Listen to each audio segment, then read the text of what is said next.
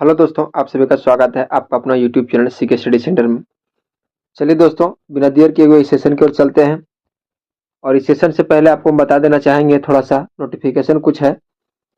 अगर यदि आप बिहार पुलिस की तैयारी कर रहे हैं, जैसे बिहार पुलिस में आपका ड्राइवर हो गया, फायरमैन हो गया, कांस्टेबल हो गया, और फॉरेस्टर हो गया, ये सभी की आप तैयारी कर रहे हैं तो ये सीरीज आपके लिए बहुत ही महत्वपूर्ण होने वाला है। ये सीरीज आपके लिए बहुत ही महत्वपूर्ण है दोस्तों। इस सीरीज में आपका सारा एनसीईआरटी और एससीईआरटी से सिलेक्टेड प्रश्न रहेगा आपको। चलिए दोस्तों, बिना देर किए हुए हम इस सेशन की ओर चलते हैं। और इस सेशन का आपका पहला सवाल जो है वो आपके सामने है।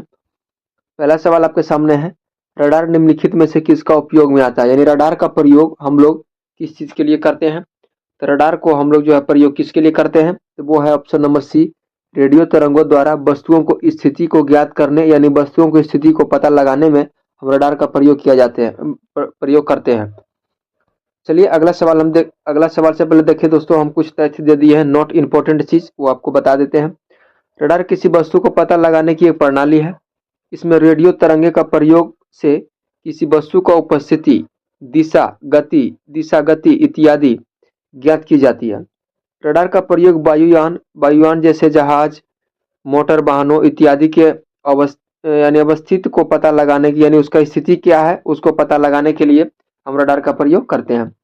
चलिए हम अगला सवाल आपके सामने ये है। अगला सवाल है, निम्नलिखित में से थोड़ा हो गया, भूकंप मापी, यानी भूकंप हम लोग किससे मापते हैं? तो सीस्मोग्राफ से हम लोग भूकंप मांगते हैं।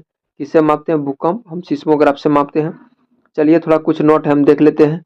नोट आपके सामने है, भूकंप मापी ज्वालामुखी विस्फोटक परमाणु परीक्षण व अन्य विस्फोटक के कारण उत्पन्न उत्पन्न मापने वाले प्रयोग किए जाने वाले यंत्र का प्रयोग हम लोग किस में करते हैं? सीस्मोग्राफ से करते हैं। इस प्रश्न का आपका सही जवाब जो होगा ऑप्शन नंबर ए हो जाएगा। अगला सवाल देखिए आपके सामने ये है, महासागर में डूबी हुई वस्तुओं को स्थिति जानने के लिए निम्न में से किस यंत्रों का प्रयोग करते हैं? तो हम लोग इसको किसको करते हैं? सोनार का प्रयोग करते हैं। ऑप्शन नंबर सी आपका सही जवाब है। महासागर में अगर कोई चीज डूबा हुआ है उसको हम पता लगाने के हम सोनार का उपयोग करते हैं। चलिए नोट होगा, आगे हम देख लेते हैं नोट में क्या है। नोट आपके सामने यह है, महासागर में डूबी हुई वस्तुओं जिसे पनडुब्बी अथवा हम करों पनडुब्बी से पता लगाने के लिए हम लोग सोनार का प्रणाली का उपयोग किया जाता है। इसमें पराश्रव्य यानी पराश्रव्य तरंगों के द्वारा उपस्थिति को वस्तुओं की स्थिति को हम लोग पता लगाते हैं। किसके? पराश्रव्य तरंगों को। किसके? पराश्रव्य तरंगों से हम लोग वस्तुओं की स्थिति को पता लगाते हैं। सवाल आपके सामने है दोस्तों, आपके सामने सवाल है, निम्नलिखित में से शक्ति का मात्रक क्या है? शक्ति का मात्रक क्या है आपको ये बताना है। शक्ति का मात्रक आपका है वाट है। क्या है? वाट है। इसे डब्लू से सूचित करते हैं। इसे हम लोग डब्लू से सूचित करते हैं। शक्ति का मात्रक क्या है? वाट। चलिए अगला सवाल हम देखते हैं। अगला सवाल है, एक हॉर्स पावर कितने वाट के होते हैं? एक हॉर्स पावर कितने वाट का होते हैं? तो ये आपका 746 वाट होता है। 746 वाट का हम लोग एक हॉर्स पावर कहते हैं। नोट आपके सामने है, थोड़ा नोट हम देख लेते हैं आपके सामने क्या है नोट। अश्व शक्ति की माप की इकाई है। एक अश्व शक्ति 746 वाट के बराबर होती है। अश्व शक्ति शब्द का प्रयोग जेम्स वाट ने किया था। किसने किया था? जेम्स वाट ने किया था। और इसके द्वारा भाप इंजनों का द्वारा किए गए कार्य यानी भाप इंजन के द्वारा किया गया कार्य और बोझा ढोने वाले यानी घोड़े की अश्व शक्ति की तुलना के लिए यह प्रयोग किया जाता है। चलिए दोस्तों, जितना भी नोट आप लोग को दिए हुए हैं, ये एकदम वीवीआई क्वेश्चन है। वीवीआई क्वेश्चन में से है ये नोट। इस पर स्टार लगा लीजिए, इतना स्टार लगा लीजिए, वो कम पड़ जाएगा, इतना इंपॉर्टेंट है दोस्तों। आप लोग के लिए हम इतना मेहनत करते हैं, क्वेश्चन तो कराते ही हैं और इसके साथ हम नोट भी स्पेशल आपके लिए कुछ थ्योरी दे देते हैं, क्योंकि सब्जेक्टिव प्लस ऑब्जेक्टिव आपको यह थ्योरी हो जाएगा। यदि अति महत्वपूर्ण यानी मोस्ट इंपोर्टेंट क्वेश्चन आप लोग के लिए हो जाएगा जीके जीएस एमसीक्यू के तौर पर ये। चलिए अगला सवाल देखिए आपके सामने ये है, निम्नलिखित में बल का एसआई मात्रक क्या है? निम्नलिखित में बल का एसआई मात्रक क्या है? तो बल का एसआई मात्रक क्या है? ये आपका बल का SI मात्रक जो है आपका, बल का SI मात्रक क्या होता है? न्यूटन होता है। न्यूटन न्यूटन न्यूटन आपका सही जवाब हो जाएगा।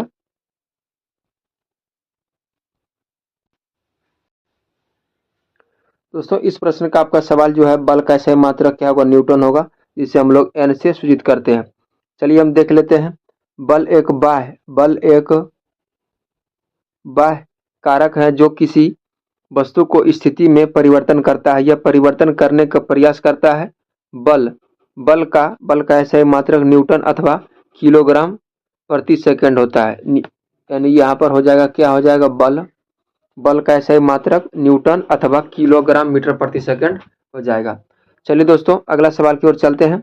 अगला सवाल है, निम्नलिखित में से कौन सा आभासी बल है? टाइपिंग थोड़ा मिस्टेक है इसमें। आभासी बल है, आप लोग थोड़ा कोऑपरेट कर लीजिएगा। आपका सही जवाब जो हो जाएगा वो क्या है? अपकेंद्रीय बल आपका राइट आंसर होगा। अपकेंद्रीय बल आपका सही जवाब होगा। अपकेंद्रीय बल जो है आप सॉरी हाँ ठीक है, अपकेंद्रीय बल आपका सही जवाब होगा। ये दोस्तों नोट है, थोड़ा नोट है आप लोग के सामने। इसका सही जवाब हो जाएगा option number B. Option number B आपका सही जवाब होगा। किसी वस्तु पथ पर गतिशील वस्तु केंद्र से बाहर की ओर, यानी दोस्तों ये मान लीजिए ये केंद्र है, इसकी बाहर की ओर लगने वाला बल अपकेंद्रीय बल या काल्पनिक या आभासी बल कहते हैं। कपड़ा सुखाने वाला मशीन, दूध से मक्खन निकालने वाला मशीन अपकेंद्रीय बल के सिद्धांत पर कार्य करता है। दोस्तों आप सीधे से याद रखिए, ये केंद्र बिंदु है, बाहर की ओर लगने वाले यानी बाहर अपकेंद्रीय और अंदर लगने वाले अभिकेंद्रीय। बस इतना आप लोग याद रखिए, कंफ्यूजन क्लियर हो जाएगा आपका। पिछले वीडियो में इसका डिटेल हम बता ही दिए थे। अगला सवाल है, एक साइकिल चालक वृत्तीय गति में किसी और यानी किस ओर झुकना चाहिए? किस ओर झुकना चाहिए? किस ओर यानी आगे की ओर, पीछे की ओर, केंद्र की ओर, विपरीत की ओर? तो आपका सही जवाब जो होगा ऑप्शन नंबर सी, केंद्र की ओर। चलिए नोट दिया हुआ, नोट में हम क्लियर कर लेते हैं। नोट है, जब कोई साइकिल चालक वृत्तीय पथ पर गति करता है तो उसे अपनी स्थिति को संतुलन बनाए रखने के लिए अभिकेंद्रीय बल की आवश्यकता होती है, जिसे प्राप्त करने के लिए साइकिल चालक को केंद्र की ओर झुकना पड़ता है। ये केंद्र है, इसके अंदर झुकना पड़ता है, इसे अभिकेंद्रीय बल किया लग अभिकेंद्रीय बल का प्रयोग किया जाता है और बाहर की ओर अपकेंद्रीय बल।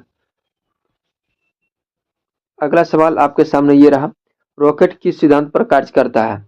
रॉकेट जो है किस सिद्धांत पर कार्य करता है? ये रेखीय संवेग संरक्षण के सिद्धांत पर कार्य करता है। ऑप्शन नंबर बी आपका सही जवाब है। चलिए नोट देख लेते हैं। रॉकेट संवेगीय संरक्षण के सिद्धांत पर कार्य करता है। यह सिद्धांत न्यूटन के गति के तीसरे नियम के अंतर्गत है। दोस्तों आप लोग न्यूटन के नियम तो पता ही होगा। पहला नियम कमेंट कीजिए, दूसरा नियम क्या है आप लोग कमेंट कीजिए, और तीसरा नियम क्या है आप ये भी कमेंट कर दीजिएगा।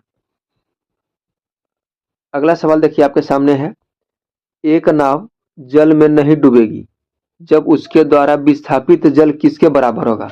यानी एक नाव जो है वो जल में नहीं डूबेगा, वो किसके बराबर होगा? नाव है दोस्तों, नाव है, नाव के भार के बराबर होगा तो वो जल में वो नहीं डूबेगा। चलिए नोट इसके हाथ देख लेते हैं। नोट क्या है, जब एक अब किसी तरल में तैरती है, जब एक नाव किसी तरल में तैरती है तो उससे उसी तरह दोबारा उसके ऊपर उत्प्लावन बल लगाया जाता है। आर्किमिडीज के सिद्धांत के अनुसार जब कोई वस्तु किसी तरल में पूर्णतः या आंशिक रूप से डुबाई जाती है तो उसे कैसे आर्किमिडीज के सिद्धांत पर वह कार्य करता है। अगला सवाल आपके सामने ये रहा, सभी मूल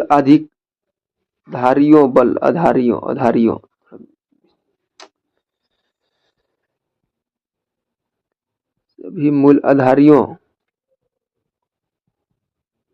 बलों सबसे कमजोर बल कौन सा है? इसमें सबसे कमजोर बल कौन सा है आपका? वो है गुरुत्वाकर्षण बल आपका सबसे कमजोर बल है। अगला सवाल है आपके सामने, निम्नलिखित में से किसमें न्यूट्रॉन अनुपस्थित होता है? न्यूट्रॉन किसमें एब्सेंट रहता है ये आपको ये बताना है। न्यूट्रॉन किसमें अनुपस्थित रहता है? ये आपका सही जवाब जो होगा वो हाइड्रोजन हो जाएगा। हाइड्रोजन आपका सही जवाब होगा। हाइड्रोजन ऑप्शन नंबर बी आपका सही जवाब है। हाइड्रोजन देखिए नोट में क्या, हाइड्रोजन एक परमाणु में एक इलेक्ट्रॉन तथा एक प्रोटॉन होता है, परंतु न्यूट्रॉन अनुपस्थित होता है। न्यूट्रॉन अनुपस्थित होता है। हाइड्रोजन के परमाणु का आकार सबसे छोटा है। आपसे क्वेश्चन यहाँ से भी बन सकता है, परमाणु का आकार सबसे छोटा किसका होता है, तो वो आपको किसका हो जाएगा, हाइड्रोजन का हो जाएगा। किसका हो जाएगा, हाइड्रोजन का हो जाएगा। इसका संकेत क्या है दोस्तों, आप लोग कमेंट कीजिएगा। अगला सवाल देखिए आपके सामने है, निम्नलिखित में से कौन सा एक आवेश रहित कण है। आवेश रहित कण है, आवेश रहित कौन है, तो ये आपका सही जवाब जो होगा वो सही जवाब आपका हो जाएगा option number D. Option number D, option number D आपका न्यूट्रॉन आपका सही जवाब होगा। न्यूट्रॉन आपका सही जवाब है। अगला सवाल है, किसी तत्व की रासायनिक प्रकृति निम्नलिखित में से किस पर निर्भर करता है। किस पर निर्भर करता है ये आपको बताना है। किसी रासायनिक तत्व का किसी तत्व का रासायनिक प्रकृति किस पर निर्भर करता है, ये निर्भर करता है आपका संयोजी इलेक्ट्रॉन पर। किस पर, संयोजी इलेक्ट्रॉन पर निर्भर करता है। संयोजी इलेक्ट्रॉन पर निर्भर करता है। चलिए अगला सवाल हम देख लेते हैं, और अगला सवाल है, सड़क सड़क की रोशनी में पीले लैंप बहुतायत में प्रयुक्त होता है। बहुतायत यानी बहुतायत का मतलब हो गया बहुत अधिक, बहुत अधिक, बहुत अधिक मात्रा में यह प्रयोग होता है, प्रयुक्त हो रहे हैं। इन लैंपों में किनका उपयोग होता है दोस्तों, ये बहुत पहले होता था, और अब तो एलईडी बल्ब का प्रयोग किया जाता है। अब तो एलईडी बल्ब का प्रयोग किया जाता है। आप लोग देखते भी होंगे रोड पे जो स्ट्रीट लाइट लगा होता है वो एलईडी बल्ब उसमें यूज किया जाता है। तो इसमें आपका सही जवाब जो सोडियम हो जाएगा। ऑप्शन नंबर ए आपका सही जवाब होगा। अगला सवाल आपके सामने ये रहा। अगला सवाल है, निम्नलिखित में से सबसे अधिक कठोर तत्व कौन सा है। सबसे अधिक कठोर तत्व कौन सा आपको ये बताना है। ये सबसे अधिक तत्व कठोर से कौन, हीरा हो जाएगा। हीरा आपका सही जवाब होगा। ऑप्शन नंबर ए आपका राइट आंसर होगा। नोट है, हीरा सभी प्राकृतिक तत्वों में सबसे अधिक कठोर होता है, जबकि प्लेटिनियम सबसे कठोर धातु है। धातु क्या, प्लेटिनियम। प्लेटिनियम सबसे कठोर धातु है। अगला सवाल देखिए आपके सामने ये है, तत्वों के बर्तनों में लंबे समय तक आधार वायु में खुला रहने पर उन पर हल्का हल्का हल्का हरा रंग जम जाता है। यह हर पदार्थ निम्नलिखित में से किस में आता है। तत्वों के बर्तन में लंबे समय तक हल्का वायु में आधार आधार वायु में खुले रहने में, थोड़ा टाइपिंग क्वेश्चन कुछ छूटा हुआ लग रहा है इसमें हमको। तत्वों के बर्तन में लंबे समय तक खुलने तक आधार की वायु, ये थोड़ा यहाँ पे कुछ दूसरा चीज होगा दोस्तों, कुछ दूसरा चीज। तत्वों के समय लंबे समय तक वायु में, ये नहीं होगा। तत्वों को, हाँ, तांबे के बर्तन में लंबे समय तक वायु में खुले रखने पर उन पर हल्का हरा रंग पदार्थ में जम जाता है। हाँ ठीक है, आप लोग देखते हो तत्वों को, जो तांबा का बर्तन होता है, तांबा का जो बर्तन होता है उस पर खुला हरियर हरियर कुछ यानी हरा हरा चीज का कुछ पड़ जाता है। आप लोग ये देखते होंगे, वो किसका है, ये होगा आपका सही जवाब जो होगा ए और, चलिए दोस्तों हम देख लेते हैं। इस प्रश्न का ऑप्शन ए और बी हो जाएगा। कॉपर हाइड्रोक्साइड और कॉपर कार्बोनेट के कारण ही तांबे पर हरा रंग का वो आकार की हरा रंग का वो चीज आपके ऊपर देखने को मिलता है। अगला सवाल थोड़ा नोट देख लेते हैं। जब तांबे के बर्तन में लंबे समय तक अ, आर्द्र वायु में अब समझ आए, आर्द्र वायु हो जाएगा। आर्द्र वायु में खुला रखा जाता है तो उस पर हल्की हरी रंग की परत जम जाती है। यह पदार्थ हाइड्रोक्साइड और कार्बोनेट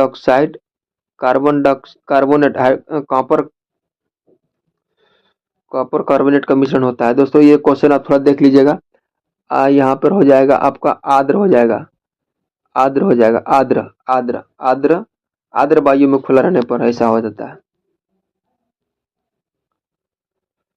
अगला सवाल है, निम्नलिखित में से पारद धातु किसका मिश्रण है। पारद धातु, दोस्तों पारद धातु की बात कर रहा है। पारद धातु किसका मिश्रण है, ये आपका सही जवाब हो जाएगा पारायुक्त मिश्र धातु का यह परायुक्त मिश्र धातु का यह मिश्रण है। अगला सवाल है आपके सामने, एल्युमिनियम बनाने में कौन सा प्रमुख खनिज का प्रयोग है? तो ये किसका होगा? बॉक्साइड। ऑप्शन नंबर डी आपका सही जवाब हो जाएगा, बॉक्साइड।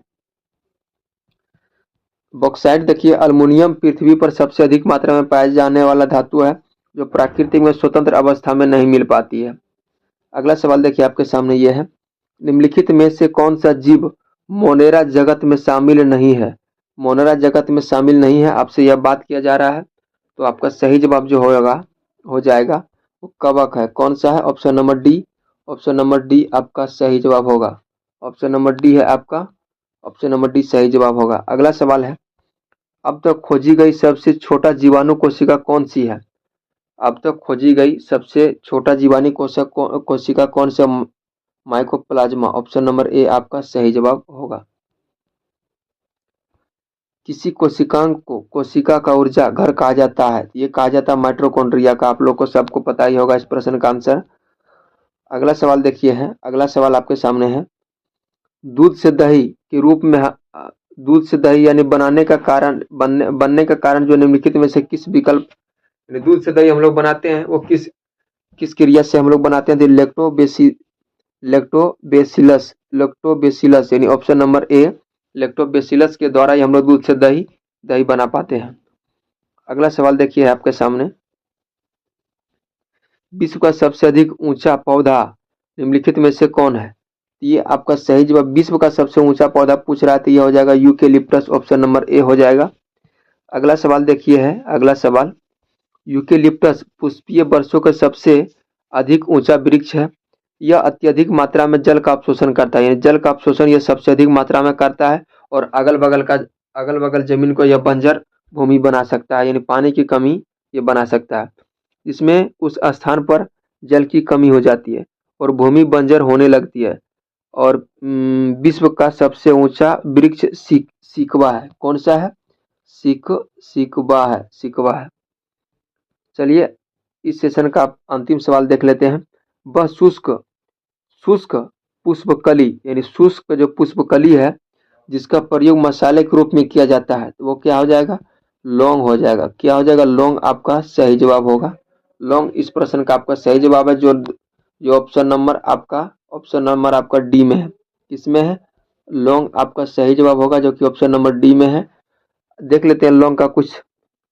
लौंग एक सुगंधित पुष्पकली है। लौंग एक सुगंधित पुष्पकली है जिससे मुंह में बदबूदार अगर दिया आता है तो दोस्तों लौंग को चबाने से वह बदबूदार खत्म हो सकता है। दांत का दर्द है, अगर दांत का दर्द है तो दांत में खोल है उस तरह का, यानी गड्ढा टाइप क्या है, तो उसमें अगर लौंग का प्रयोग करते हैं वहां से दर्द कम हो सकता है। चलिए देखते हैं आगे, जिसका प्रयोग मसाले के रूप में भी किया जाता है और यह एक सदाबहार पौधा है जिसकी उत्पत्ति मूलतः इंडोनेशिया में हुई थी। इसकी उत्पत्ति इंडोनेशिया में हुआ था। फिलहाल भारत, बांग्लादेश, पाकिस्तान, श्रीलंका, इंडोनेशिया आदि देशों में इसका व्यापारिक उत्पादन किया जाता है। सेशन तो दोस्तों अब यह खत्म हो गया था, ये अब क्वेश्चन खत्म हो गया है। दोस्तों आज हम लोग 25 क्वेश्चन देखे थे। 25 क्वेश्चन हम साइंस का देखे थे।